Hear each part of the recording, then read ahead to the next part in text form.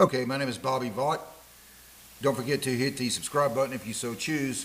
In the link in the description below, I'll put a link to lesson 1 of a series I've done. I'm up to 16 lessons now. Everything you need to know to understand investing. Okay, so if you're interested, just click on the link. You go back to lesson 1 and then just go through all 16 lessons. There's probably some more coming, and you will understand investing better than 99.99% of the people out there. I covered a lot of territory. Today's presentation is not about that. There's two different parts of this channel.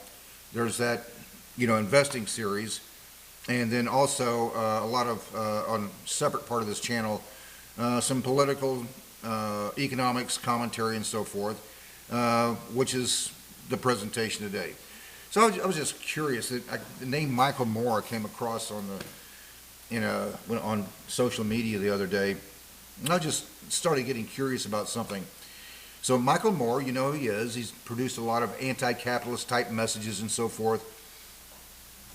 So I was just wanted to look something up here. Michael Moore has an estimated net worth of $30 million. Now it sounds like this capitalism thing is doing pretty good for him. I'm going to just go through a little details on that, exactly how some of that money was earned. But I want to clarify something, because I don't fault anyone for earning income, having as big a lifestyle as they can afford, whatever, as long as it's done legally. I don't have a problem with that. I'm not one of these people that sees economics as every, a zero-sum game where one person's gain is another person's loss, that kind of thing. That's a different discussion. I don't want to get into that because it would be going too far on a tangent here. But in any event, so his net worth is $30 million. Okay. All right, it's done legally while he's, producing, amongst other things, very anti-capitalist messages. So just kind of getting into some details here. Michael Moore's film Capitalism, a Love Story, a Critique of Capitalism. Don't let the title fool you. That's my understanding. A Critique of Capitalism grossed $12 million at the box office. This is significantly less than his previous films, like, for example, Fahrenheit 9/11, which earned $119 million, $119,194,771. Other films like Sicko, many others. Okay, so I was just kind of curious, so I did another search. Does Michael Moore own a film production company? Yes, Michael Moore owns a film production company called Dog Eat Dog Films.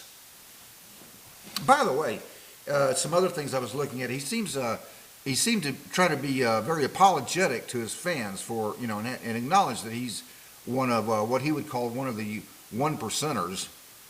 But okay, so I mean, he's trying to apologize and mitigate,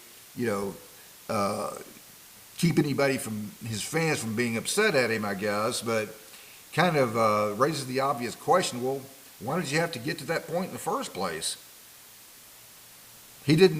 His film production company, Dog Eat Dog Films, well, that's capitalism. That's not a nationalized means of production. He's not doing that for the, common good in terms of, economics. He's not even, that production isn't even collectivized within his own company. As in, everybody who worked there in production, was an owner of means of capital, or the means of production. No, he just had a bunch of employees, I guess. Just says Michael Moore owns a film production company called Dog Eat Dog Films. He owns it. Go figure. And just move on here. He's even selling his stuff on Amazon. Yeah, just scrolling through this Fahrenheit 9/11 and another one called Fahrenheit 11/9. You can buy both there if you click on that. Michael Moore, Where to Invade Next. There's the paperback, the book version of Fahrenheit 9/11. There's Capitalism, a Love Story. Sicko. Bowling for Columbine, and the big one. Oh, here's a good one. Stupid White Men. and other sorry excuses for the state of the nation. That's a stupid white man. Okay. Okay. Yeah, okay, you get the idea here. So, yeah. Yeah, Amazon. In fact, all of those on Amazon, I mean, he's even put his stuff on Amazon here. Look at this. Here's Michael Moore, Fahrenheit 9/11. This is not the book version, so this is the DVD, I guess. Fahrenheit 9/11, $32.24. Yes, that's right, folks. For a mere $32.24, now you too can own the Michael Moore movie, Fahrenheit 9/11, not sold in Cuba. Nope, sold only to, for example, you American capitalists. That is a place where we could actually find people with $32 to spend. So don't wait. Order now. All major credit cards accepted.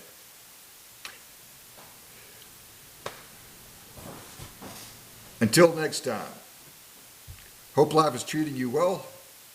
You have a great day.